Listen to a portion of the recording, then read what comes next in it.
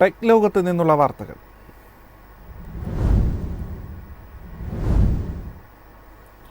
Starlink വഴി വിമാനങ്ങളിൽ വേഗത കൂടിയ ഇന്റർനെറ്റ് സേവനങ്ങൾ ലഭ്യമാക്കുമെന്ന സൂചന നൽകി ഇലോൺ മസ്ക്.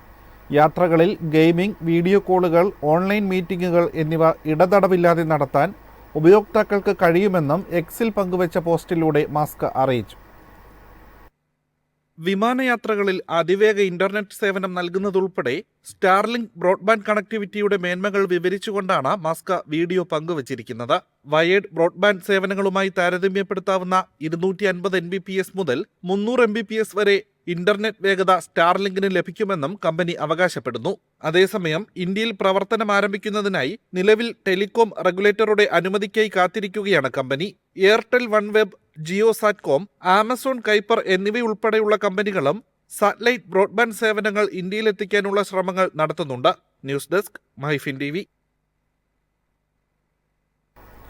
സ്പാം കോളുകളും മെസ്സേജുകളും ബ്ലോക്ക് ചെയ്യാൻ ഉപയോക്താവിന് അധികാരവും ഓപ്ഷനും നൽകുന്ന ഫീച്ചർ അവതരിപ്പിക്കാൻ ട്രായ്. ഇത്തരം കോളുകളും മെസ്സേജുകൾ വഴിയുള്ള വ്യാജ ലിങ്കുകൾ ഉയർത്തുന്ന ഭീഷണിയും വർദ്ധിച്ചതിനെ തുടർന്നാണ് DND ആപ്പിലൂടെ പുതിയ ഓപ്ഷൻ കൊണ്ടുവരാനുള്ള തീരുമാനം.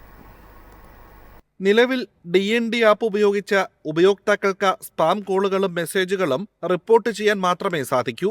ഉപയോക്താക്കളുടെ ഫീഡ്ബാക്ക് ആപ്പ് ടെലികോം കമ്പനികൾക്ക് നൽകുകയും അതനുസരിച്ച് ടെലികോം കമ്പനികൾ ശല്യക്കാരായ നമ്പറുകൾക്കെതിരെ നടപടി സ്വീകരിക്കുകയുമാണ് ചെയ്യുക.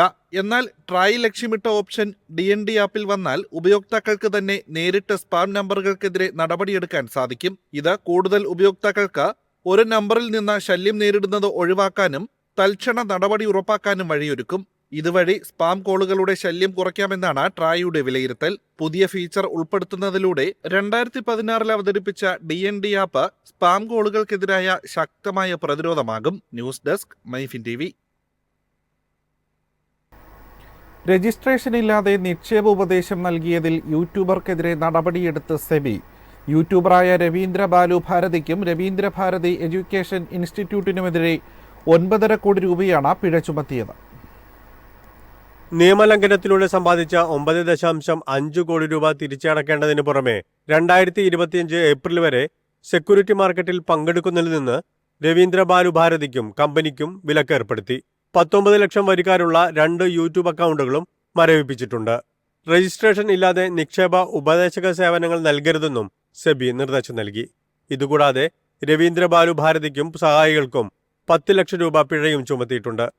നിയമവിരുദ്ധമായി സ്റ്റോക്ക് മാർക്കറ്റ് പ്രവർത്തനങ്ങൾ നടത്തി തെറ്റായ ഉപദേശങ്ങളും അമിത ലാഭങ്ങളും വാഗ്ദാനം ചെയ്ത് നിക്ഷേപകരെ ഓഹരി വിപണിയിലേക്ക് ആകർഷിച്ചു അപകടകരമായ നിക്ഷേപങ്ങൾ പ്രോത്സാഹിപ്പിച്ചെന്നും സെബിയുടെ പരിശോധനയിൽ കണ്ടെത്തി.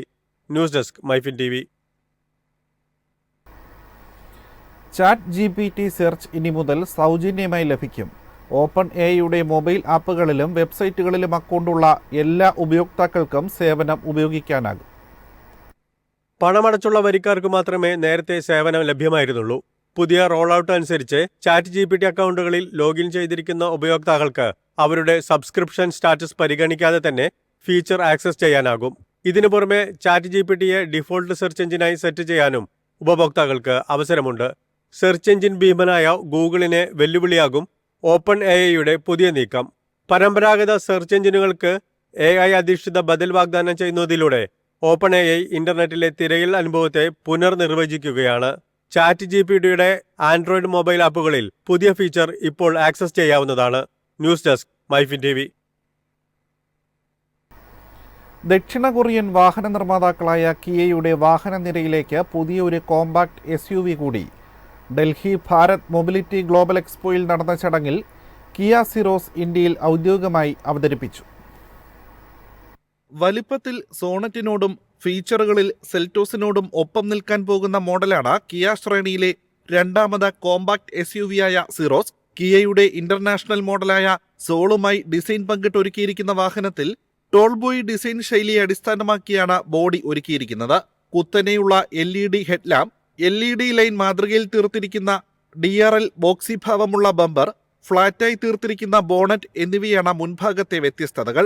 വശങ്ങളിലെ ഫ്ലഷ് ഫിറ്റിംഗ് ഡോർ ഹാൻഡിലും ചതുരാകൃതിയിലുള്ള വീൽ ആർക്കുകളും നീണ്ട റൂഫ് റെയിലുകളും ബ്ലാക്ക്ഡ് ഔട്ട് സി പില്ലറുകളുമാണ് മറ്റ് ഡിസൈൻ സവിശേഷതകൾ.